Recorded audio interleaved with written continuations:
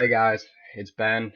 Um, Here with my 11th reflection for sports sponsorship, and today I'm going to be focusing on the group project.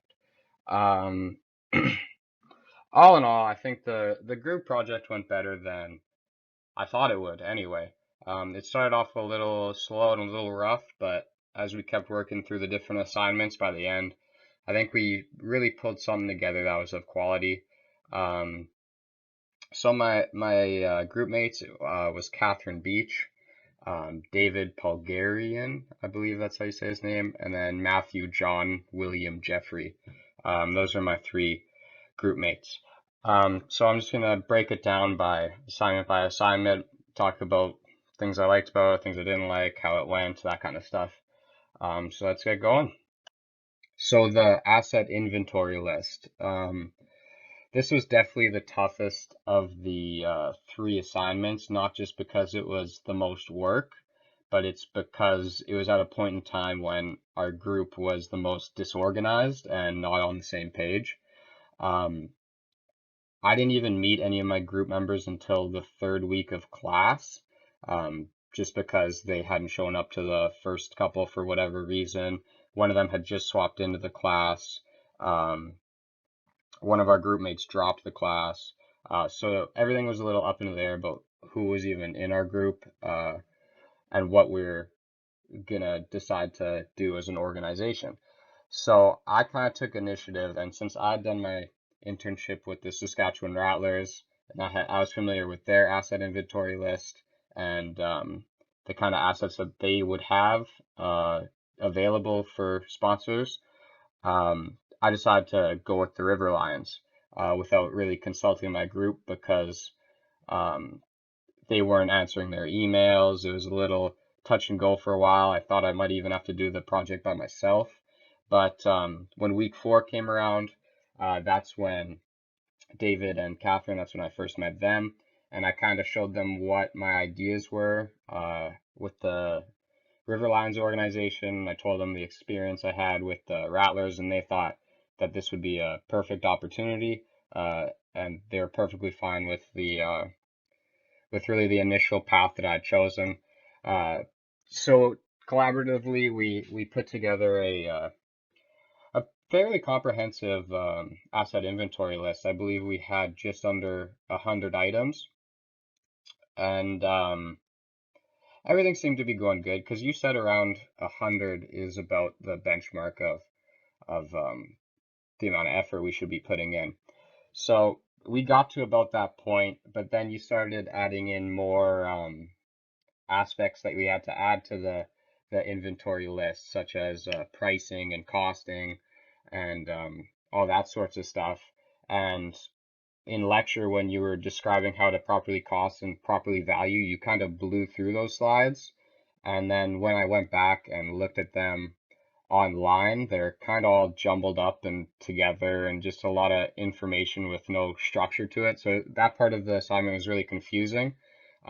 So we started to take some of our assets out of the list, such as like our social media and our stuff like that we were having a really difficult time with properly valuing and properly costing.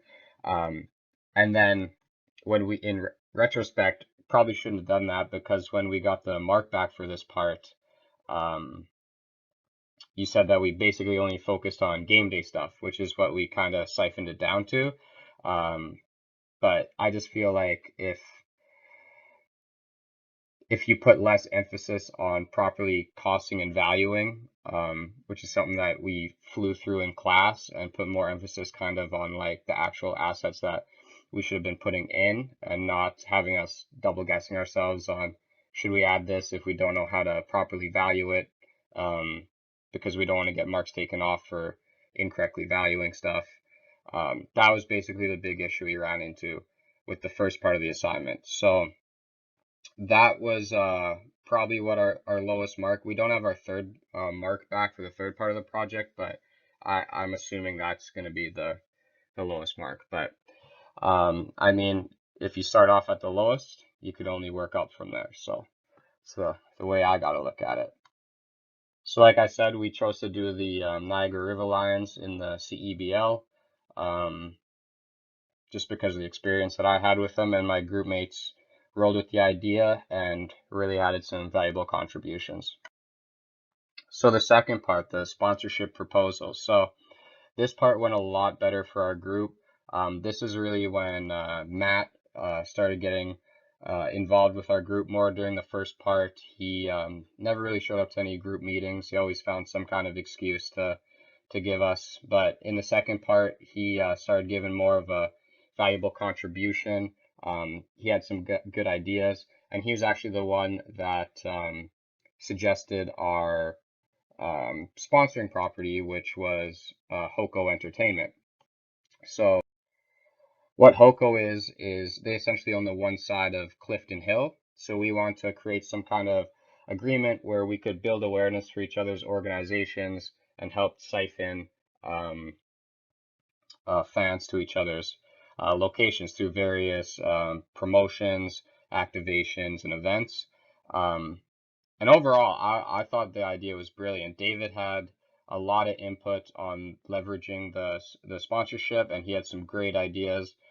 Catherine broke down into our target markets and the congruence of our relationship, and I really settled in on the benefits, how the pricing structure of it would be, and then breaking down our organization as a whole in the first couple parts of the assignment. So all in all, once we got our mark back, we were all pretty satisfied with how we did, and we definitely took a step up from the asset inventory list. So the sponsorship pitch. The sponsorship pitch was actually a lot of fun to do. It was a little stressful at first, knowing that we had to get it done, but once we started getting to work on it, we had a lot of fun as a group. The really only critique that I would have about this part of it is that we didn't get our mark back for our sponsorship proposal before the sponsorship pitch was due, even though you said you'd get those marks back in time.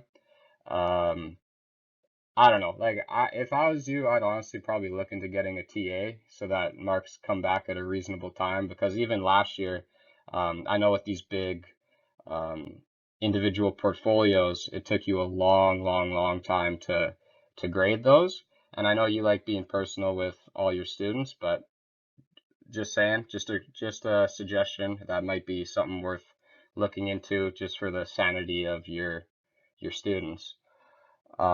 So this is just a slide from our sponsorship pitch. Um, this is just basically detailing what their jersey sponsor placement would look like. We had a lot of fun photoshopping this kind of stuff on our jerseys and on the court, and overall just developing the pitch as a whole. Um, so this part of the project was pretty cool.